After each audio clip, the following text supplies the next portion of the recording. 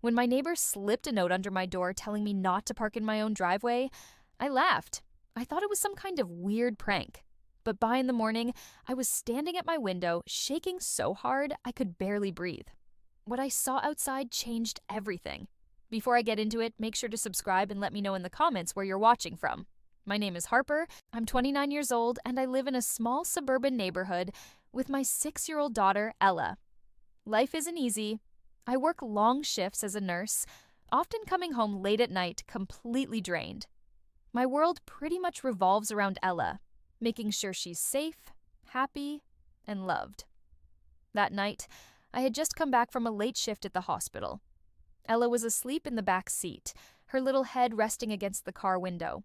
She'd been so tired after staying up waiting for me that I carried her inside, still in her unicorn pajamas.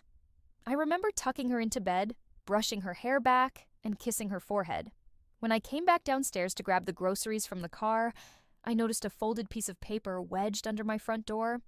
It was strange because I don't usually get anything left like that. I picked it up thinking maybe it was a flyer or a delivery notice, but when I unfolded it, I froze. The note said, "Harper, don't park in your driveway tonight. Please trust me." I stared at it, confused. It was signed by Mark, my neighbor. Mark is a quiet, middle-aged man who lives next door. He mostly keeps to himself, never causes trouble, and honestly, we've only ever had small talk. That's why the note felt so out of character. I couldn't help but laugh nervously. It felt silly, like something out of a mystery movie. I even texted my mom about it. "Mom, you won't believe this. Mark just told me not to park in my own spot." "What is this? A prank?" she replied almost right away. "Maybe he's trying to hit on you." I rolled my eyes and tossed the note on the counter. It didn't feel serious at all, but just in case, I parked on the street that night, thinking it would make a funny story to tell later. At that moment, I had no idea how serious it really was. The note from Mark kept playing in my head, even after I parked my car on the street and locked up for the night. At first, I had brushed it off as a strange attempt at being friendly, maybe even an awkward joke. But as the hours passed, the more I thought about it, the more unsettled I became. Why would he say something so specific? Why tonight? It wasn't the kind of thing you tell someone unless there's a real reason. I lay in bed trying to sleep, but every creak of the house made me tense. The wind rattled the branches outside, and the shadows on my wall stretched and moved like they were alive. I glanced over at Ella, curled up in her blankets with her favorite stuffed bunny tucked under her arm. The sight of her always brought me comfort, but it also reminded me how much I had to lose. If there was even the smallest chance Mark's warning was serious, I couldn't take it lightly. Around midnight, I had finally drifted into a light sleep when a sound jolted me awake. At first, I thought it was just a garbage can tipping over, or maybe a raccoon. But then I heard it again, a faint scraping sound like metal dragging against pavement. I sat up in bed, my heart pounding. I moved carefully, not wanting to wake Ella, and tiptoed toward the front window. Slowly, I pulled back the curtain just enough to peek outside. What I saw made my stomach twist into knots. 2 figures were crouched near my driveway. At first, I couldn't make out what they were doing, but the way they moved was deliberate and steady. One of them had something in his hand that caught the light. It shimmered for a second, and that's when I realized it was a knife or a box cutter. My mouth went dry. They weren't just hanging around. They were working on something. I leaned closer, trying to see better without making a sound. My hands trembled as I pressed my forehead against the cold glass. Then it hit me. They were cutting into my tires. My car was parked down the street, but if I had followed my usual routine and left it in the driveway, it would have been right under their hands at that moment. I felt my chest tighten as the weight of the note finally sank in. Mark hadn't been joking. Panic surged through me. I backed away from the window, trying to stay quiet. My first instinct was to grab my phone and call 911, but a part of me hesitated. What if they heard me? What if they realized someone was watching them?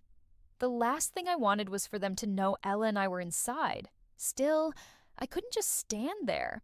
My fingers shook as I dialed the number and pressed the phone to my ear. When the dispatcher answered, I kept my voice as low as possible. "There are 2 men outside my house." I whispered. "They're messing with my driveway. Please send someone."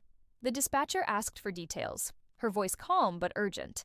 I tried to explain, but my words came out rushed and broken. She reassured me that officers were on the way and told me to stay on the line. That small assurance helped, but the minutes dragged by like hours. I returned to the window, my knees almost giving out beneath me. The men were still there, moving with eerie calmness, like they had done this before. One of them reached into a bag and pulled out a small container. I squinted, my heart racing, and then I realized what it was. The man tilted the container and poured liquid across the driveway. The smell carried faintly through the air, sharp and unmistakable. Gasoline. I nearly dropped the phone. My whisper turned into a sharp gasp. They weren't just vandalizing, they were planning to set the car on fire. My hands clutched the curtains so tight I thought the fabric would rip. Images flooded my mind of flames spreading, the heat consuming everything. Ella trapped upstairs while I tried to get her out. I forced myself to breathe quietly, not wanting to give away my presence. The dispatcher asked me what was happening, and I whispered, "They're pouring gasoline. Please hurry." The fear was so strong it almost felt like it was choking me, but underneath it was a sudden burst of clarity. Mark had saved me from walking right into a trap. If I had parked in my driveway, my car would be drenched in fuel, and one spark could have turned the entire night into a nightmare. As I stayed crouched by the window, watching these strangers prepare to do something unthinkable, every instinct in me screamed to protect Ella. My body was shaking. My palms were damp with sweat, but I stayed as still as I could. I wasn't going to let them know we were awake. That night, waiting for the flashing lights of the police to appear, I realized just how much danger we were in. And the worst part was knowing this was no random prank. Whoever those men were, they had a reason for targeting me. I stayed crouched by the window, my heart racing so fast it felt like it might give out. The smell of gasoline still lingered, faintly in the air, and the image of those men moving calmly around my driveway wouldn't leave my mind. Every second felt like a gamble. I was holding the phone to my ear, whispering updates to the dispatcher, praying the sound of my voice wouldn't carry outside. The dispatcher kept telling me to stay calm and stay quiet. "Officers are on the way," she said. "They'll be there soon." But soon didn't feel soon enough. My eyes kept darting to the clock on the wall. Each minute dragged on like it was an hour, and every passing second made me more certain that those men were just seconds away from lighting a match. I pulled myself away from the window for a moment and tiptoed upstairs. My chest was tight as I checked on Ella.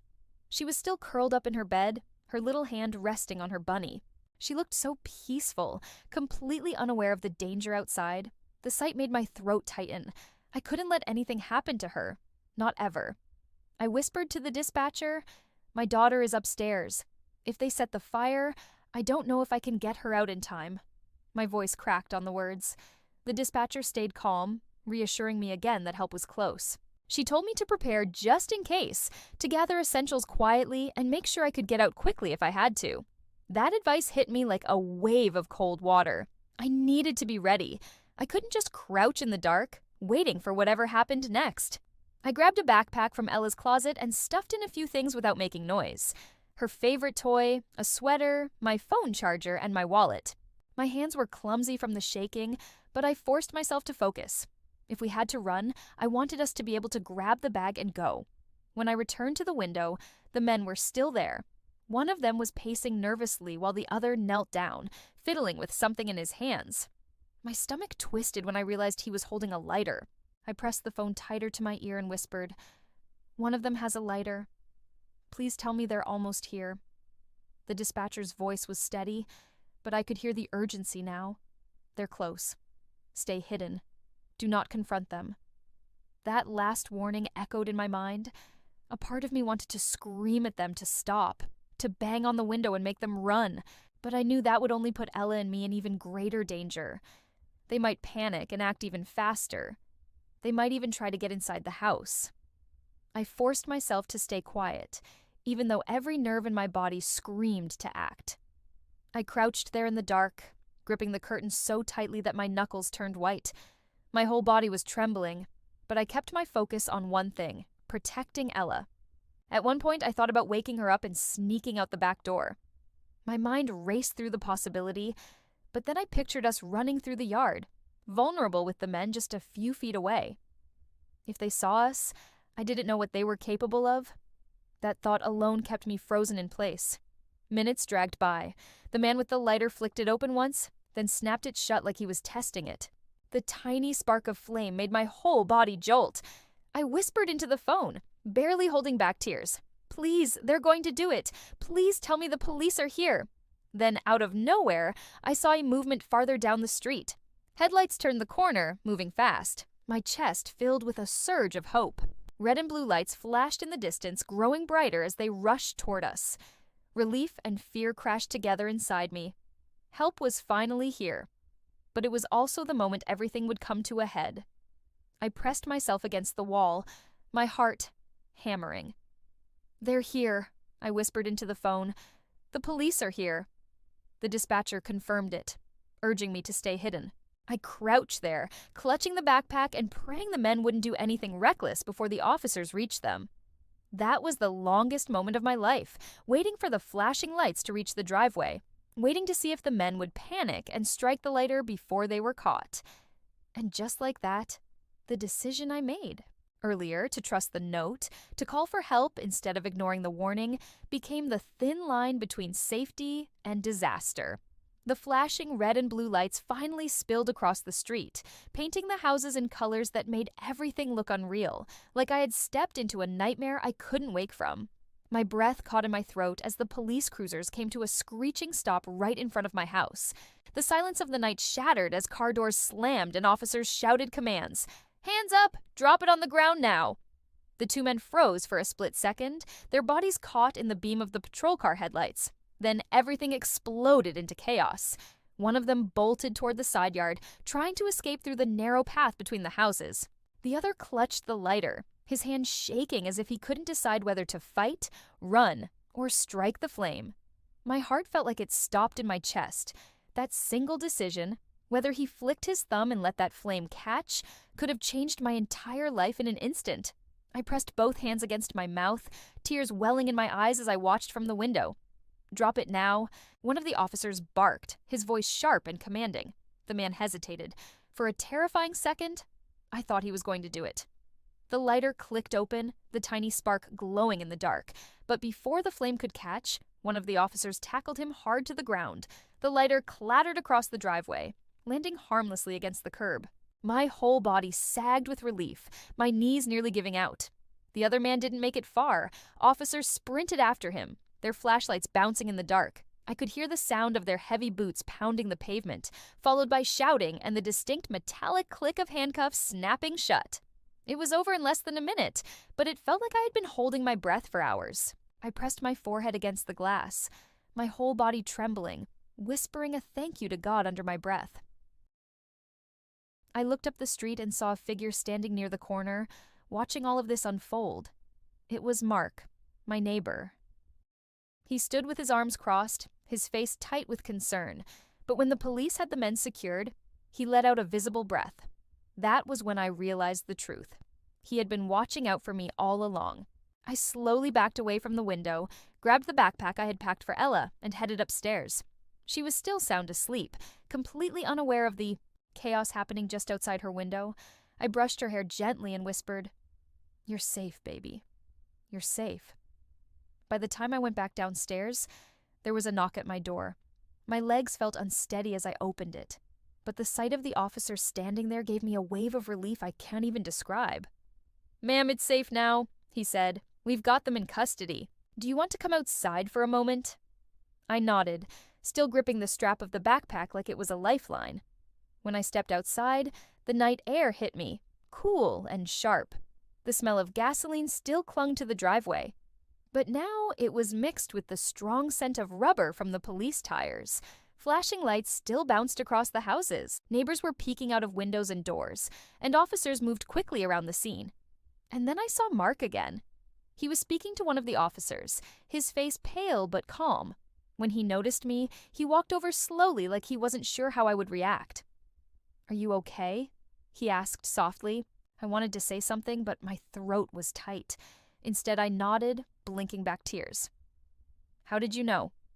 Mark let out a heavy sigh. "I was walking my dog earlier tonight. I cut through the alley and overheard those guys talking. They mentioned your car, your driveway. I didn't want to scare you, but I couldn't let you park there. I wasn't sure if you'd take me seriously, but I hoped you would. I stared at him, my hands shaking. You saved us, I whispered. Mark gave a small shake of his head. I just did what anyone should do. I couldn't stand by and let it happen. The officers returned a few minutes later to give me details. They explained that the men had been planning to set my car on fire as some kind of revenge. At that moment, I remembered a patient I had treated at the hospital a few weeks earlier. He had been belligerent, angry that I wouldn't break protocol to get him something he wanted. He had cursed me out, even threatened me under his breath as security escorted him out. The officers believed these men were connected to him. The realization made my stomach drop.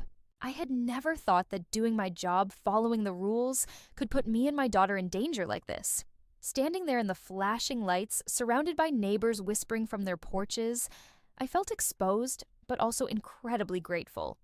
If it weren't for Mark's note, if it weren't for that small piece of paper slipped under my door, the night could have ended in flames. I looked at him again, standing there quietly, almost like he didn't want recognition. In that moment, I knew I could never look at him the same way again. He wasn't just the quiet man who kept to himself. He was the reason my daughter and I were safe. As the officers led the men away in handcuffs, the adrenaline finally began to drain from my body, leaving me exhausted. But deep inside, I felt a fierce sense of relief. The danger had passed, and we had survived the night. The next morning, the neighborhood looked calm again, as if nothing had happened. The flashing lights were gone. The police cars had rolled away, and most of the neighbors had returned to their usual routines. But for me, nothing felt normal. I stood at the window sipping coffee, staring at the dark stains left on my driveway, where the gasoline had soaked into the concrete. It was a reminder that the danger had been real, not some bad dream I could shake off. Inside, the smell of coffee filled the kitchen while Ella ate her cereal at the table, swinging her little legs under the chair. She was humming to herself, completely unaware of how close we had come to disaster. I couldn't stop looking at her, couldn't stop thinking about how different this morning could have been if Mark hadn't slipped me that note. If I had ignored it, if I had parked in the driveway like always, we might not be sitting here safe and whole. I kept the details from Ella. She was too young to understand what had almost happened. When she asked about the lights outside, I told her the police were helping someone last night, but everything is okay now. She nodded, satisfied with that answer, and went back to eating. I was grateful for her innocence. Later that day, the police came back to give me an update. They confirmed what they had suspected the night before. The men were connected to that angry patient I had treated at the hospital weeks earlier. They had been looking for a way to get back at me. The officers explained that setting fire to my car wasn't just about damaging property. It could have spread to my house, to Ella's room upstairs, to everything I had built for us. Hearing that made my stomach turn. It also made me realize how thin the line between safety and disaster really is. After the officers left, I sat on the couch in silence, staring at the note Mark had given me. It was crumpled now from being in my pocket all night, but the words were still clear. Don't park in your driveway tonight. Please trust me. I ran, my fingers over the ink, and felt an overwhelming sense of gratitude. That evening, I finally gathered the courage to walk next door and thank Mark properly. He was sitting on his porch, watering a row of plants he kept by the railing. He looked up when he saw me, almost hesitant, like he wasn't sure if I would come over. I don't even know what to say, I told him. If it wasn't for you, I don't think Ella and I would be safe right now.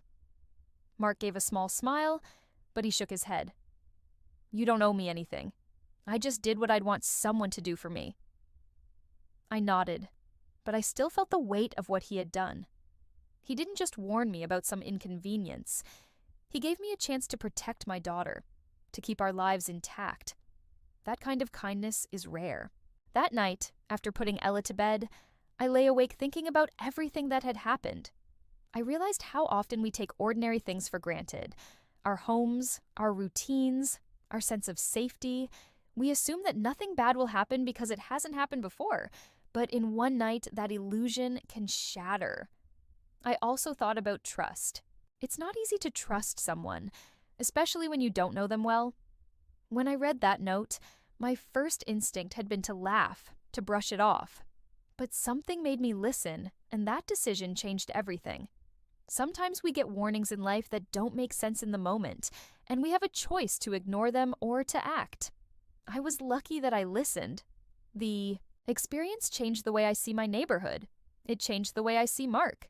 He may still be the quiet man who keeps to himself, but now I know he's also the kind of person who pays attention, who looks out for others, even when it would be easier to stay silent. That makes him more than just a neighbor. He's someone I'll always be grateful for. As for me, I carry a new awareness. Danger can come when we least expect it, and life doesn't always give us time to prepare. But I also carry a new strength, knowing that I was able to protect Ella and keep her safe. That's what matters most. When I tuck her in at night, now I linger a little longer. I brush her hair back, kiss her forehead, and remind myself that every single day with her is a gift. So, if there's one thing I want to leave you with, it's this. Pay attention to the people around you. Sometimes the smallest gesture, the quietest warning can save a life. Mine was saved by a single piece of paper slipped under a door at just the right time.